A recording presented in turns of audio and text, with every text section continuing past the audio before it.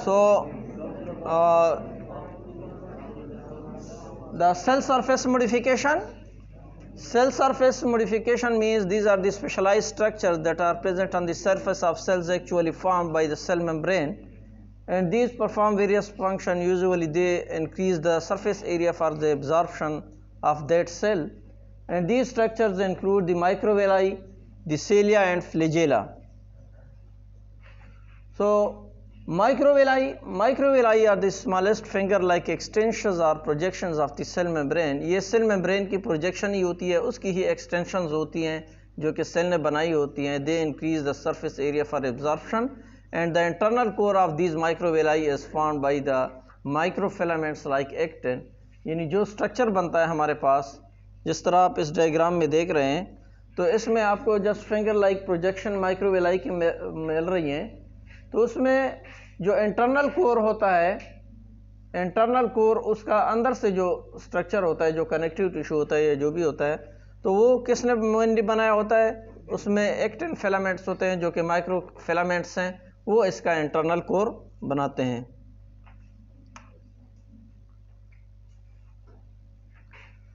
स्टीरियोसिलिया are also present on the villi. इस villi पर जो है स्टीरियोसिलिया भी प्रेजेंट हो सकते हैं. स्टीरियोसिलिया जो है वो अलग तरह की जो है वो फिंगर लाइक प्रोजेक्शन है. Will also discuss it. Microvilli and stereocilia are non motile structures. वो उनकी कोई मोटिलिटी नहीं होती, वो मूवमेंट नहीं कर सकते.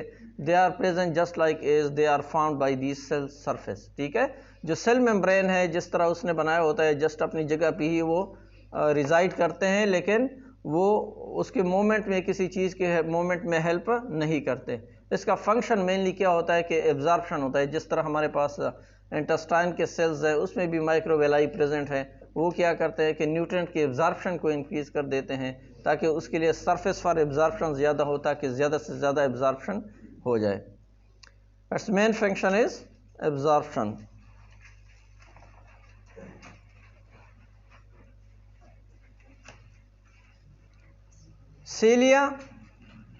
Cilia around about its length is 2 to 10 micron meter.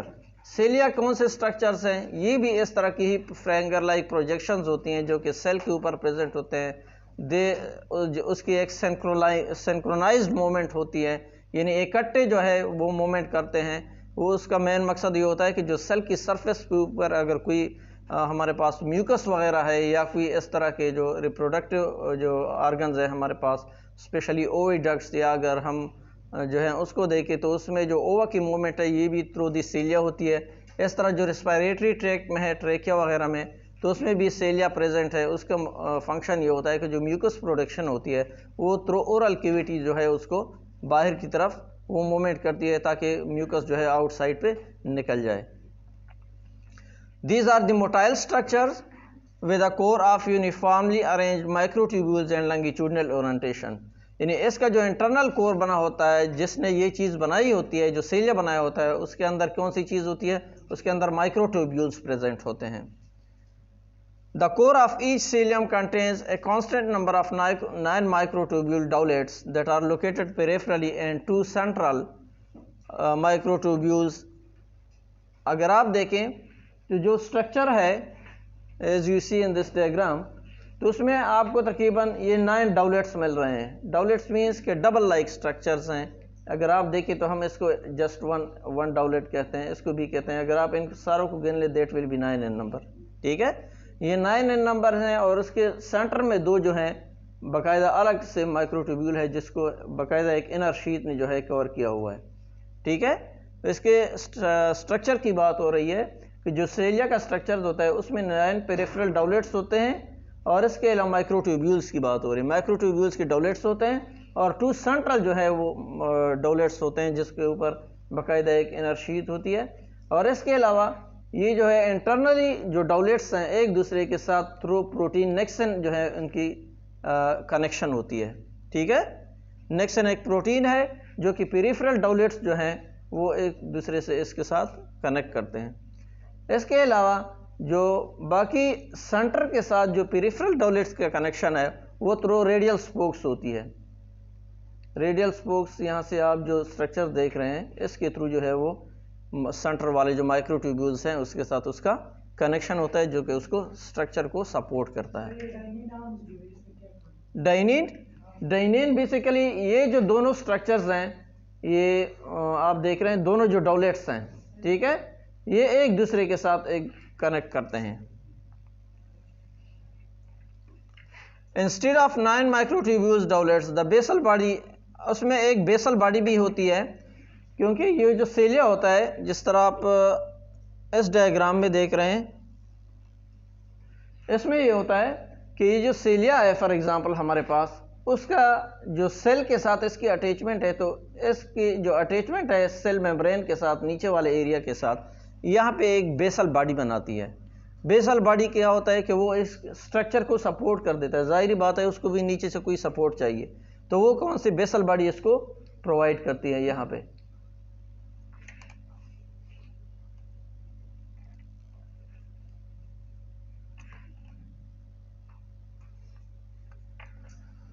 They beat and synchronise manner to produce unidirectional transport of material. जिस तरह मैंने आपसे डिस्कस किया कि अगर ये फॉर एग्जांपल हमारे पास ट्रेकिया में है या रिस्पिरेटरी ट्रैक्ट में है, तो उनकी सिंक्रोनाइज मूवमेंट होती है। सिंक्रोनाइज मूवमेंट मींस कि अगर सारे सीलिया हैं तो वो एक ही टाइम पे एक तरह की मूवमेंट करते हैं। इस तरह नहीं होता कि एक सीलिया इधर हिलता है, दूसरा सीलिया जो है वो इधर हिलता है, नहीं, सबकी एक जैसे मूवमेंट होती है, ताकि जो म्यूकस प्रोडक्शंस होती हैं या जो कि उसने ट्यूब के अंदर किसी चीज़ को मोमेंट देनी है, उसको आगे जो है मोमेंट देनी है, तो उसकी वजह से फिर वो उनकी सिंक्रोनाइजेशन मोमेंट जो है वो हेल्प करती है।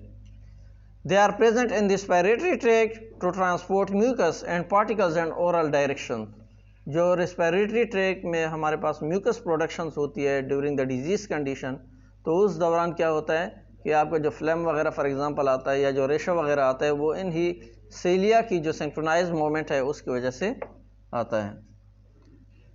They are also line the oviduct और यूट्राइन ट्यूब्स, यानी जो ओविडक्ट है फीमेल रिप्रोडक्टिव ट्रैक्ट में, तो उसमें क्या करता है कि उसमें भी चूंकि ये सीलिया प्रेजेंट होते हैं, जो ओवा की मूवमेंट है वो थ्रू इस सीलिया ही होती है।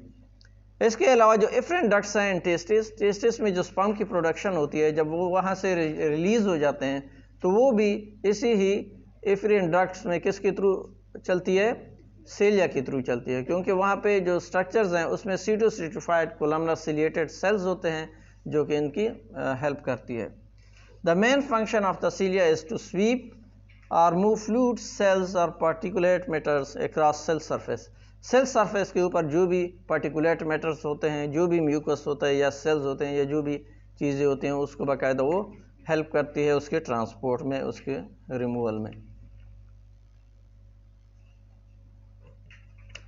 Next one is the flagella. Flagella क्या चीज़ है?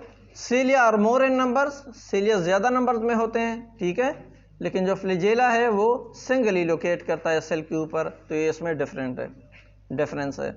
A single long process of cell membrane, for example spermatozoa, जिस तरह स्पर्मेटोजोआ है, ठीक है, तो मेल रिप्रोडक्टिव जो गीमीट्स हैं उसमें भी ये चीज़ होती है कि उसका एक सीलिया होता है जो कि उसकी मूवमेंट में हेल्प करता है। Structure of flagella and cilia are quite similar. Flagella और जो हमारे पास सीलिया है उसका स्ट्रक्चर एक जैसी ही होता है। And they are limited by cell membrane, cell membrane ही उसको बनाया होता है। They contain a central region axoneme characterized by 9 peripheral pairs of longitudinal microtubules plus 1 central pair. जिस तरह मैंने पहले आपसे सीलिया के स्ट्रक्चर में डिस्कस किया, ये वही स्ट्रक्चर है, स्ट्रक्चर उसका एक जैसे ही है। जो सेंट्रल वाला रीजन है इसको बेसिकली हम एक्सोनीम कहते हैं, ये वाला जो है जिसमें 2 माइक्रोट्यूब्यूल्स हैं, यानी एक पेयर है माइक्रोट्यूब्यूल्स का, और उसने क्या किया हुआ है, ये जो एक्सटर्नली उसके ऊपर एक शीट लाइक स्ट्रक्चर है, ये इसको हम एक्सोनीम कहते हैं।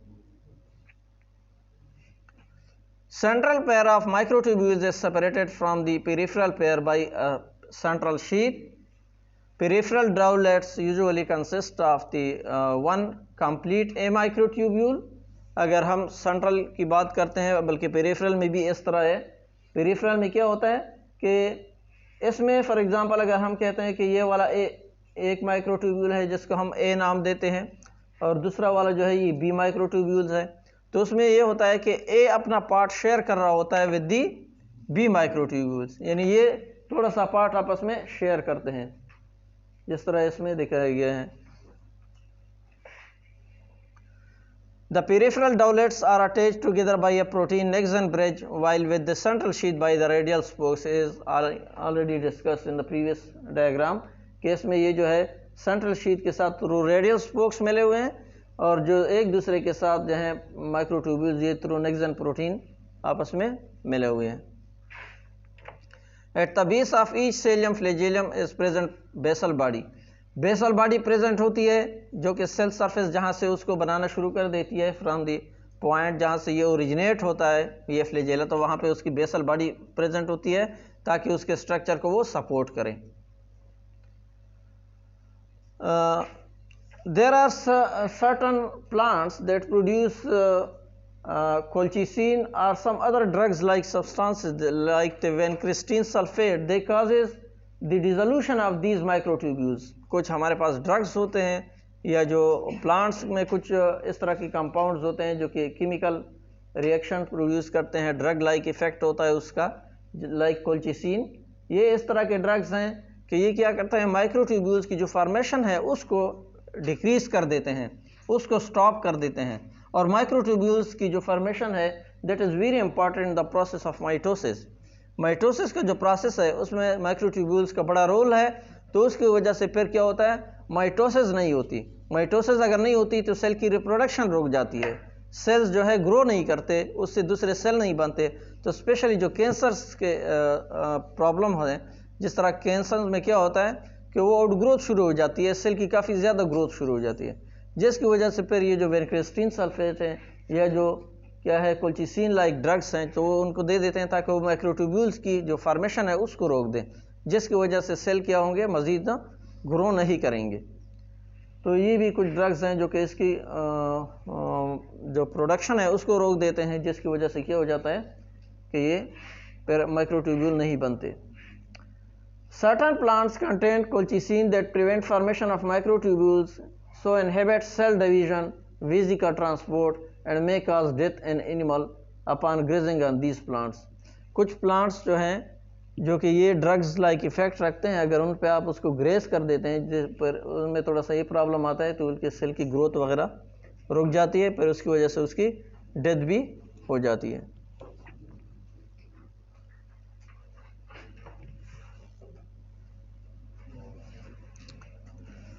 Another important topic is the intercellular junctions। Intercellular I already discussed that inter means between, intercellular between cells, यानी सेल के दरमियान बाकायदा एक जंक्शंस टाइप प्रेजेंट होते हैं। वो जंक्शन मुख्तलिफ तरीक़ों से प्रेजेंट होते हैं डिपेंडिंग अपॉन द कंडीशन के कौन से टाइप के सेल्स हैं और उसने कौन सा फंक्शन परफॉर्म करना है। तो सेल के अंदर बाकायदा सेल एक दूसरे के साथ जुड़े हुए होते हैं, जिस तरह बॉडी के सेल्स हैं जो कि टिश्यू बनाते हैं, तो वो सेल्स क्या होते हैं एक दूसरे के साथ वो बाकायदा एक स्टिफली जॉइंट प्रोड्यूस करते हैं, तो उसको हम डिस्कस करते हैं। वो जॉइंट्स मुख्तलिफ तरीक़ों से होती है। एक तो ये है कि अगर हम उसकी क्लासिफिकेशन करते हैं on the basis of localisation. याद रखें कि जब भी आपके पास कोई क्लासिफिकेशन आ जाती है, किसी चीज़ की टाइप्स के बारे में बात हो रही होती है, तो पहले आपको उसका बेस का पता होना चाहिए कि मैं किस बेस पे उसकी क्लासिफिकेशन कर रहा हूँ या जो ग्रुप बना रहा हूँ उसका मेन थीम क्या है, उसके पीछे लॉजिक क्या है। जिस तरह अगर फॉर एग्जांपल मैं सिंपल ही आपसे कह दूँ कि पेपर में मैं दे दूँ कि इंटरसेलुलर जंक्शंस के टाइप्स बताएं, तो आपको फिर पता नहीं चलता कि मैं फंक्शन के बेस पे बात कर रहा हूँ, मैं उसके लोकेशन वगैरह के बेस पे बात कर रहा हूँ। तो बाकायदा मेरे जो पेपर है उसमें लिखा होगा कि मैं किस चीज़ के बारे में बात कर रहा हूँ, या उसके लोकेशन के बारे में या उसके फंक्शन के बारे में मुझे बताएं, ठीक है। तो on the basis of localisation these are the cell to cell junctions, एक सेल की दूसरी सेल की होता है। On the basis of that we can divide it into different junctions, that is the tied junctions. Tied junctions are also called as zonula occludens, while the other are the adhering junctions, zonula adherens, and gap junctions and desmosomes. These are the classification on the basis of the localization कि वो कहाँ पे locate करते हैं। और दूसरी बात यह है कि सेल की भी एक्स्ट्रा सेलुलर मैट्रिक्स के साथ कुछ अटैचमेंट होती है, यानी सेल भी नीचे जो कोई उसकी चीज़ को सपोर्ट कर रहा होता है, जिसके ऊपर सेल लाई कर रहे होते हैं, बेसमेंट मेम्ब्रेन वगैरह या किसी और सरफेस पे लाई कर रहे होते हैं, तो उसकी भी फिर और टाइप्स हैं, that is the focal adhesion and हेमीडेस्मोसोम्स।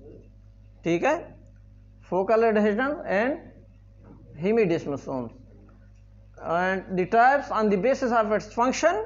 अगर हम फंक्शन के बेस पे जो है उसकी करते हैं क्लासिफिकेशन, तो उसमें अक्लूडिंग जंक्शंस आता है। ठीक है, इसके अलावा adhering junctions and communicating junctions, ये उसके फंक्शन के बेस पे है। और ऊपर वाले जो हैं वो किस बेस पे हैं, वो लोकेशन के बेस पे हैं। तो स्टार्ट करते हैं हम अक्लूडिंग जंक्शन से। अक्लूडिंग जंक्शंस क्या होते हैं? They are tight junctions. Usually जो फंक्शन के हैं वो शायद वो वाले इधर भी आ जाते हों, ठीक है, क्योंकि फंक्शन के बेस पे हैं, लेकिन कैटेगरी पर चेंज हो जाती है कि वो आप लोकलाइजेशन के बेस पे बात कर रहे हैं या उसके फंक्शन के बेस पे बात कर रहे हैं। तो अक्लूडिंग जंक्शंस क्या है? इसको हम जनुला जो है अक्लूडेंस भी कहते हैं। ये ऐसे जंक्शंस हैं जो कि सेल एक दूसरे के साथ बड़े टाइटली अटैच होते हैं। फॉर एग्जांपल इस डायग्राम में आप देखें,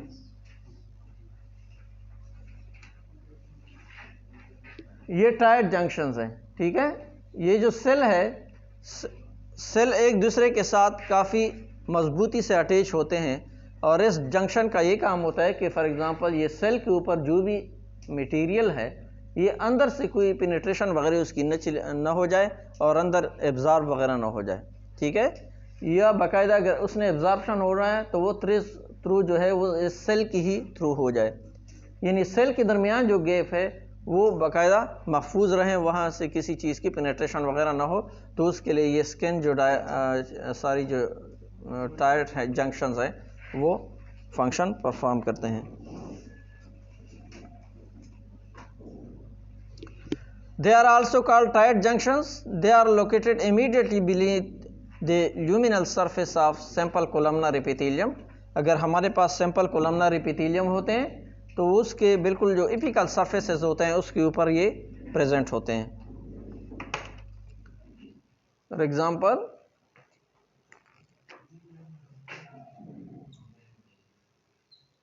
I think in the previous class some students have seen the structure, the simple columnar epithelium, I think section A.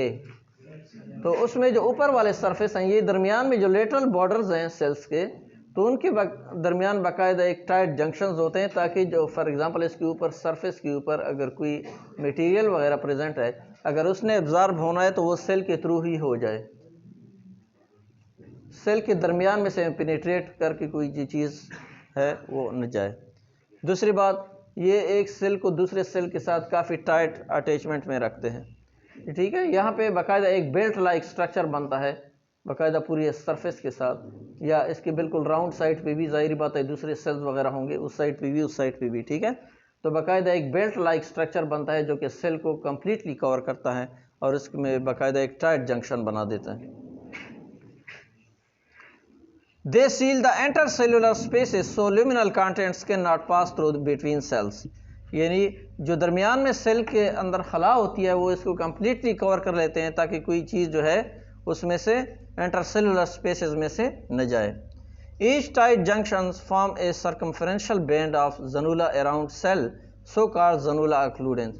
मतलब है कि उसके सेल के गिर्द, जिस तरह मैंने आपको बताया कि बाकायदा एक राउंड शेप में जो है चीज़ को कवर कर लेती है, चारों साइड से जो सेल के होते हैं लेटरल बॉर्डर्स होते हैं उसको कवर कर लेते हैं, जिसकी वजह से कोई चीज़ जो है अंदर नहीं जा सकती। और इसमें मेनली प्रोटीन्स जो हैं वो क्लाडेन प्रोटीन होते हैं, वो इन्वॉल्व होते हैं। इसमें प्रोटीन्स जो है अक्लूडेंस, क्लाडेंस जो हैं वो प्रेजेंट होते हैं। ठीक है,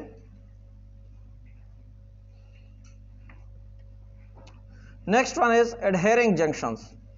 एडहेरिंग जंक्शंस क्या है? ये अक्लूडिंग जंक्शंस के बिल्कुल नीचे प्रेजेंट होते हैं, मज़ीद सपोर्ट देने के लिए ये प्रेजेंट होते हैं, लेकिन इसमें कंप्लीटली जो है सर्कमफेरेंशियल बैंड नहीं होता, सेल का कुछ पार्ट जो है दूसरे पार्ट के साथ थोड़ा सा टाइटली अटैच हो जाता है, जिसको हम कहते हैं कि that is called the adhering junction. Tightly bind the constituent cells of the epithelium, epithelium की जो ऊपर नीचे वाला एरिया है उसके साथ तकरीबन ये सेल्स को अटैच करते हैं। ऊपर से जो है यही टाइट जंक्शंस होते हैं और साथ में ये भी सपोर्ट के तौर पे प्रेजेंट होते हैं। They act as anchorage site for cytoskeleton of each cell. Cytoskeleton के बारे में आप लोगों ने पढ़ा कि कौन सी चीज़ें उसमें होती हैं, उसमें माइक्रोट्यूब्यूल्स होते हैं, उसमें मैक्रो एंड माइक्रो फिलामेंट्स वगैरह ये चीज़ें प्रेजेंट होती हैं। तो वो क्या करते हैं, वो इसके लिए एक सपोर्टिंग मीडियम प्रोवाइड करता है। दोनों के जो है ये साइटोस्केलेटल कंपोनेंट्स हैं, एक सेल के दूसरे सेल के साथ बाकायदा ये प्रोटीन इन नेचर होते हैं, एक बाइंडिंग साइट्स बनाते हैं और उसको टाइट करके रखते हैं। There are two morphological types. अब ये जो हमारे पास एडहेरिंग जंक्शंस हैं उसके फिर मज़ीद दो टाइप्स हैं मॉर्फोलॉजी के हवाले से, that is the zonula adherens and macula adherens. Zonula adherens में क्या होता है, they are deep to the tight junction of columnar cells. Columnar cells के बिल्कुल डीप वाले एरिया में ये प्रेजेंट होते हैं, लेटरल बॉर्डर्स पे, और ये बाकायदा एक कंटिन्यूस बैंड के तौर पे प्रेजेंट होते हैं। यानी ऊपर वाले एरिया में हमारे पास टाइट जंक्शंस आ गए, नीचे वाले जो एरिया है उसमें ये हमारे पास ज़नूला एडहेरेंस होते हैं। इट प्रोवाइड्स रीइंफोर्समेंट और mechanical strength to the occluding junctions. ऊपर वाले जंक्शंस को ये मज़ीद एक सपोर्ट प्रोवाइड करते हैं। Commonly present in tissue more exposed to severe stress like skin and the cardiac muscles। चूँकि स्किन में जो है हमारे पास स्लफिंग बहुत ज़्यादा होती है, काफ़ी ज़्यादा स्ट्रेस आती है, ऑलरेडी एक्सपोज होते हैं एनवायरमेंटल कंडीशंस को, तो उसकी वजह से फिर क्या होते हैं कि ये उसको मज़ीद सपोर्ट प्रोवाइड करते हैं ताकि सेल के दरमियान अटैचमेंट मजबूत रहे। मकूला एडहेरेंस क्या होता है, adherent junction is form of small circular patches or spot-like structures that are called desmosomes। इसमें क्या होता है मकूला एडहेरेंस में कि जस्ट पॉइंट अटैचमेंट होती है, यानी कुछ पॉइंट्स इसके बने होते हैं, सेल के दूसरे पॉइंट्स बने होते हैं, तो वो एक दूसरे के साथ अटैच होते हैं थ्रू वेरियस प्रोटीन्स। उसमें क्या होता है बाकायदा एक बेल्ट बनता है क्लूडिंग में। इसमें क्या होता है एक एरिया थोड़ा सा सेल के साथ मिल जाता है कंप्लीट थोड़ा सा, और इसमें जस्ट पेन पॉइंट अटैचमेंट होती है, ये मकूला एडहेरेंस में।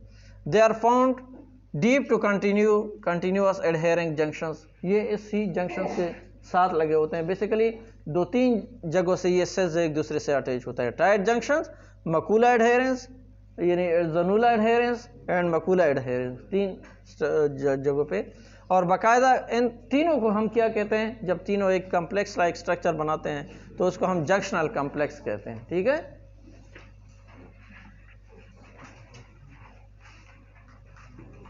कम्युनिकेटिंग जंक्शंस कौन से होते हैं, कुछ सेल्स हमारे पास इस तरह होते हैं कि जो कि ज़्यादा उसके अंदर फर्म अटैचमेंट इतनी नहीं होती, वो तो गैप्स लाइक स्ट्रक्चर के दरमियान प्रेजेंट होते हैं।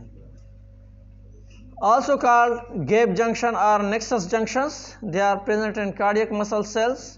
cardiac muscle cells में ज़्यादातर ये प्रेजेंट होते हैं। these are the circular intercellular contact area containing hundreds of tiny pores। यानी एक सेल जो दूसरे सेल के साथ अटैच होते हैं तो उनके दरमियान में जो है बाकायदा स्पोर लाइक स्ट्रक्चर्स होती हैं। ये एक सेल है, ये दूसरा सेल है, तो उनके दरमियान में एक गैप लाइक स्ट्रक्चर प्रेजेंट होता है। ठीक है, These pores permit passage of small molecules between adjacent cells। यानी ये सेल्स अगर इस सेल से कोई चीज़ दूसरे सेल की तरफ जानी है तो वो इस पोर्स जो हैं ये इनके थ्रू आपस में चलती है। बाकी अटैचमेंट होती है, लेकिन जगह जगह पे क्या होते हैं small gap like structure present होते हैं। तो जो हमारे पास लास्ट वन है दैट इज़ द हेमिडेस्मोसोम्स। हेमिडेस्मोसोम्स क्या होता है, जो हमारे पास बेसमेंट मेम्ब्रेन होती है। ज़ाहिरी बात है एपिथेलियम के लिए कोई बेस होना चाहिए, जिस तरह आप दीवार खड़ी करते हैं तो सबसे पहले उसकी बुनियाद रखते हैं, तो एपिथेलियम की बुनियाद हमारे पास बेसमेंट मेम्ब्रेन होती है, उसके ऊपर ये सारे एपिथेलियम जो है वो लाई कर रहे होते हैं। तो ये सेल्स जो हैं इस बेसमेंट मेम्ब्रेन के साथ भी अपनी एक अटैचमेंट होती है, वो थ्रू हेमिडेस्मोसोम्स होती है। They provides mean of anchorage of cell via cytoskeleton to the basement membrane and underlying connective supportive tissue। क्योंकि अगर हम बात करते हैं फॉर एग्जांपल एपिथेलियम है, ये मुख्तलिफ तरह के सेल्स हैं, ठीक है। इसके नीचे एक बेसमेंट मेम्ब्रेन होती है जिसके ऊपर ये लाई कर रहे होते हैं, ठीक है। तो इन सेल की ये बेसमेंट के साथ जो अटैचमेंट है, बेसमेंट मेम्ब्रेन के साथ अटैचमेंट है, ये जाहिर बात है इसका बेसल वाला सरफेस है सेल का। तो ये बेसल वाला सरफेस जो सेल मेम्ब्रेन के साथ इसकी अटैचमेंट है, ये थ्रू हेमिडेस्मोसोम्स होती है। इसके अलावा इस सेल के कुछ साइटोस्केलेटल जो कंपोनेंट्स हैं, यानी माइक्रोट्यूब्यूल या जो माइक्रोफिलामेंट्स वगैरह है, यहाँ पे हमारे पास कुछ कनेक्टिव टिश्यू होता है, उसके अंदर भी कुछ कोलेजन या इलास्टिक वगैरह फाइबर्स होते हैं या कुछ कंपोनेंट्स होते हैं। तो उसके साथ भी अगर इसकी अटैचमेंट है तो दिस वन इज थ्रू हेमिडेस्मोसोम्स, ये फिर हेमिडेस्मोसोम्स के जरिए बेसल सरफेस इसका अटैच हो जाता है थ्रू।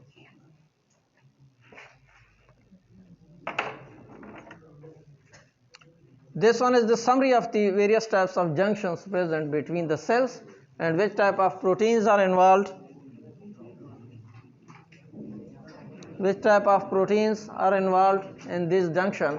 तो ये इसके बारे में बाकायदा सब कुछ जो है आपके पास अवेलेबल है। I think in your notes this chart will not be present. आपके जो नोट्स हैं उसमें ये चार्ट अवेलेबल नहीं है, ठीक है। So this was the end of the chapter.